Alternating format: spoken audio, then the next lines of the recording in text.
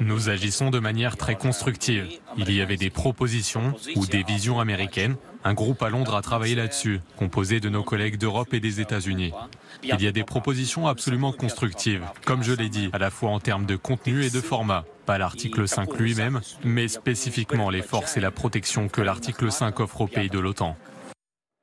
Alors, Général Richoux, est-ce que cet article 5 de l'OTAN pourrait convenir pour ce que ce contre-plan ukrainien? Alors, ça n'est pas l'article 5 de l'OTAN, c'est quelque chose semblable à l'article 5 de l'OTAN. Est-ce que ça conviendrait? Alors, l'article 5, certainement pas. En revanche, ce qui conviendrait, c'est la proposition française, c'est la réassurance à partir des troupes... Oui, non, mais bien sûr. C'est la proposition... Quelle est la proposition française? Expliquez-la-nous. Alors, la proposition française, elle est simple, c'est de proposer des troupes sur le territoire ukrainien qui auraient la mission, à peu près...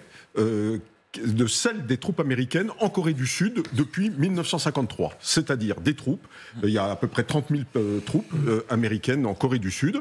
Au début, c'était la 24e DI qui était là juste après 1953. Elle a été relevée, mais donc il y a des troupes très importantes. Et c'est ça, en fait, les troupes de réassurance. C'est des troupes sur lesquelles l'armée de Corée du Sud pourrait s'épauler si jamais il y avait une violation du cessez-le-feu. Sécurité. Eh bien, c'est ça, la garantie de sécurité. En quoi c'est comparable avec l'article 5 alors? Eh bien, parce que vous avez des troupes, c'est-à-dire que l'Europe garantit son intervention. L'Europe, enfin, ou des nations européennes, c'est pas l'Europe, c'est pas l'Europe en tant qu'UE.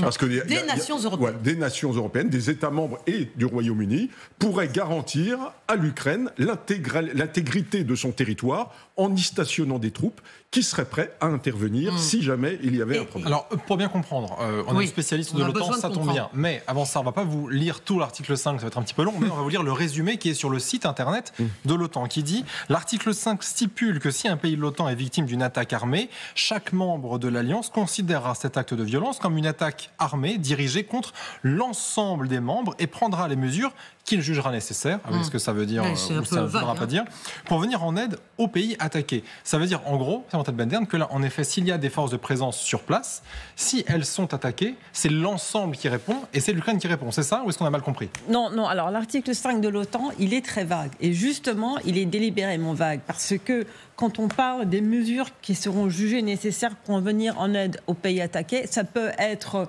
une déclaration pour dire c'est pas très bien Vladimir ou c'est pas très bien Monsieur le Président, jusqu'à envoyer une bombe sur le pays qui est attaqué.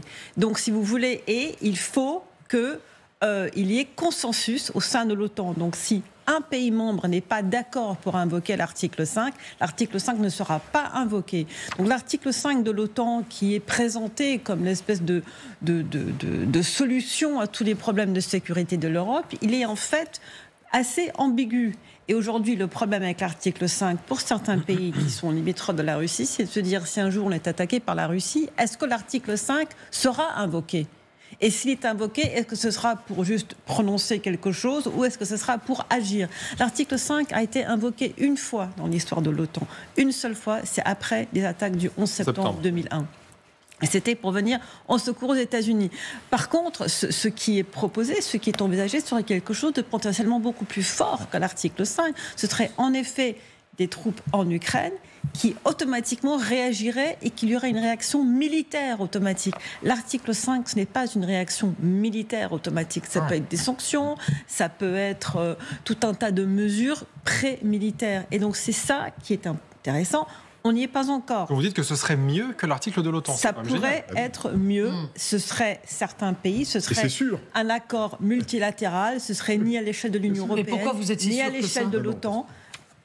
Général Richoux, pourquoi ça serait mieux? Alors, c'est mieux parce qu'à partir du moment... Alors, la difficulté, c'est de monter la coalition, parce que c'est une coalition multilatérale. Ça, on va en parler tout à l'heure. Mais une fois qu'elle sera montée, je veux dire, l'engagement sera automatique. À partir du moment où on passe en Ukraine et qu'on s'adosse, ou que les Ukrainiens s'adossent aux forces occidentales présentes, ça veut dire que si elles sont attaquées, il y aura une automaticité de la réponse, exactement comme il y a une automaticité de la réponse américaine si les troupes nord-coréennes attaquent demain matin. C'est exactement le schéma coréen, c'est exactement ce qui se passe. Le projet français et britannique. C'est véritablement des troupes qui seront stationnées est prête à agir en soutien des troupes ukrainiennes. Je rappelle que ça, c'est donc un projet qui est dans ce contre-plan ukrainien, européano-ukrainien. Mais la première à avoir lancé cette idée, c'est Giorgia Meloni, la première ministre italienne. Et à l'époque, elle n'avait pas été, je crois que c'était le 19 mars, personne ne l'avait vraiment prise au sérieux. On écoute ce qu'elle avait dit. Je pense que ce serait certainement beaucoup plus efficace. C'est quelque chose de différent de l'adhésion à l'OTAN, mais cela reviendrait à étendre à l'Ukraine la même protection dont bénéficient les pays de l'OTAN. Je pense que ce serait une garantie de sécurité stable, durable et effective, plus que certaines des propositions que je vois actuellement. C'est donc assurément l'une des propositions que nous mettons sur la table. Aurélien Duchesne, c'était le 6 mars. Alors, elle avait dit cela parce qu'elle est considérée comme très proche de Donald Trump, comme si c'était justement quelque chose acceptable par Donald Trump. Est-ce la raison pour laquelle aujourd'hui c'est repris dans ce contre-plan ukrainien, pour le fait que ça soit accepté ? C'est plausible, peut-être parce que les auspices aussi de ce sommet informel entre Trump et Zelensky se passent chez Meloni. Cela dit, quand elle avait dit ça, c'était aussi dans un contexte qui était que l'Italie venait d'expliquer encore une fois qu'elle n'était pas favorable à l'envoi de troupes européennes, dont italiennes, en Ukraine même. Antonio Tajani, le ministre des Affaires étrangères, interviewé récemment d'ailleurs sur cette chaîne, expliquait pourquoi il n'y était pas favorable. Et là, Meloni avait surpris son monde en dégainant cette idée d'un article 5 bis spécial pour l'Ukraine. Cela dit, quelque chose qui pourrait être plus intéressant pour l'Ukraine et pour nous, ce ne serait pas un équivalent de l'article 5, mais de l'article 42, alinéa 7 du traité sur l'Union européenne. Pourquoi ? Parce que dans sa formulation... vous nous compliquez les choses, Aurélien. mais c'est toujours compliqué, évidemment, avec l'Union. Mais cet article, premièrement, est beaucoup plus ferme que l'article 5. L'article 5, il y a toute une exégèse. L'article 5, il est nul, et ce qu'on est en train de concevoir sera beaucoup mieux. C'est l'article 5, par exemple, il y a tous les débats sur lesquels est-ce que Poutine pourrait attaquer sous le seuil de l'article 5, comme ça on ne le déclenche pas, est-ce qu'on bascule dans la Troisième Guerre mondiale ou pas. L'article 42, alinéa 7, que nous, Français, avons invoqué après le 13 novembre 2015, est beaucoup plus ferme, et surtout, dans la mise en œuvre de celui-ci, eh bien, si l'Ukraine devait rentrer dans l'Union européenne ou être en trajectoire d'y adhérer, la mise en œuvre pratique de cet article est plus simple. D'accord. Gallagher, Frédéric, pourquoi est-ce qu'on s'embête encore, je le dis poliment, à vouloir rentrer dans l'OTAN pour vouloir être protégé par le fameux article 5 notamment, si en fait on peut faire beaucoup mieux de plein d'autres manières ?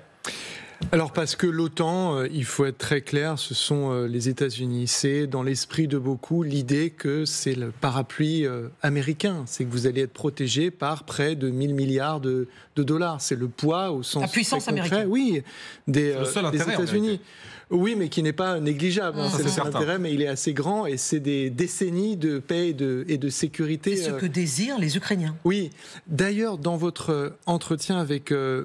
Peskov, si je peux me permettre, Anne, dans Le Point, qu'est-ce qu'il vous dit sur l'Europe ? Il vous dit que l'Europe, c'est quoi ?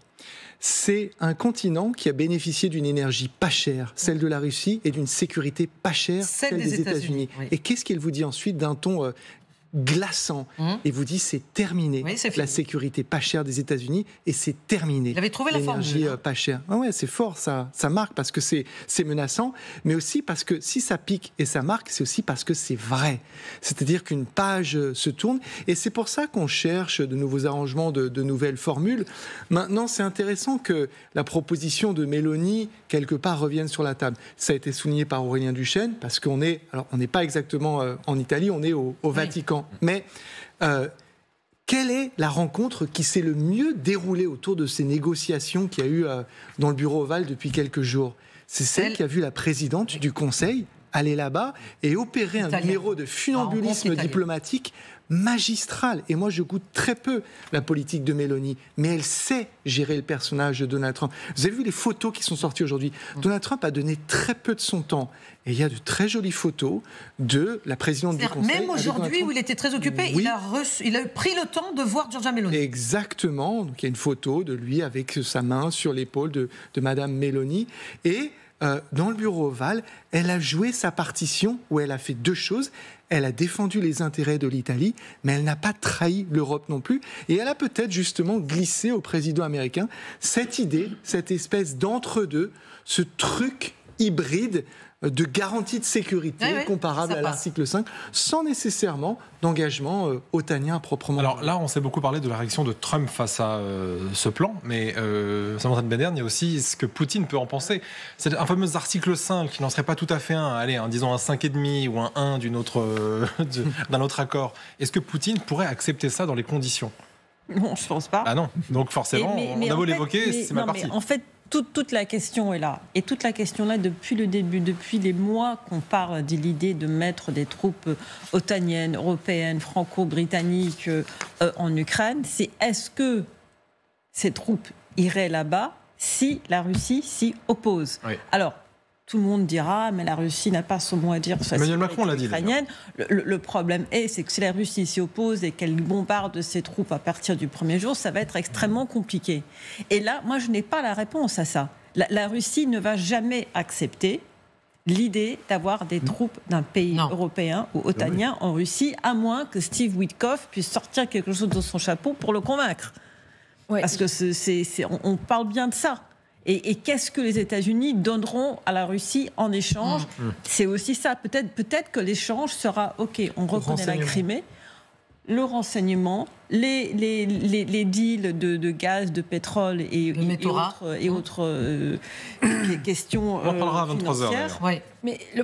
Et donc, il va y avoir énormément d'opérations derrière des rideaux bien fermés pour essayer de convaincre Poutine de ça. On n'y est pas encore. Ludmila. Et plus encore, et si vous écoutez bien ce que dit justement Peskov, c'est que la condition nécessaire pour le cessez-le-feu, c'est que les troupes ukrainiennes se retirent des tous les 4 régions qui sont maintenant inscrites dans la constitution russe, dont la partie que l'armée russe n'occupe pas. C'est-à-dire que ce sont des parties de la région de Kherson, de Zaporizhzhia, de Donetsk et un peu de Lugansk, qui sont contrôlées par l'Ukraine, et que maintenant la Russie dit, écoutez, très bien, vous retirez vos forces, l'Ukraine, dans ce cas-là, on commence que les cessez-le-feu. C'est même pas la question. Et ça, les Américains ont dit non. Oui, ils ont dit non. Les Américains ont dit un non très clair aux Russes en disant c'est pas réaliste. Et c'est pas faisable. Encore une fois, on revient vers le levier. Qu'est-ce que Trump peut faire jouer face à Poutine Quels sont ces leviers ? Justement, parce qu'on peut dire, les Américains peuvent dire non, et Poutine va dire oui, c'est comme ça, et vous acceptez soit ça, soit qu'est-ce que vous voulez. En fait, je pense que, et c'est encore une fois le rapport de force, est-ce qu'il est assez favorable pour que Trump puisse vraiment peser, peut-être en jugeant sur son tweet d'aujourd'hui, sur sa communication, les sanctions secondaires, les sanctions bancaires, est-ce que ça peut vraiment faire peser sur la Russie pour qu'elle accepte certaines conditions, parce que encore une fois, la Russie, elle va jamais, peut-être, enfin, elle a dit, elle va jamais accepter les troupes européennes.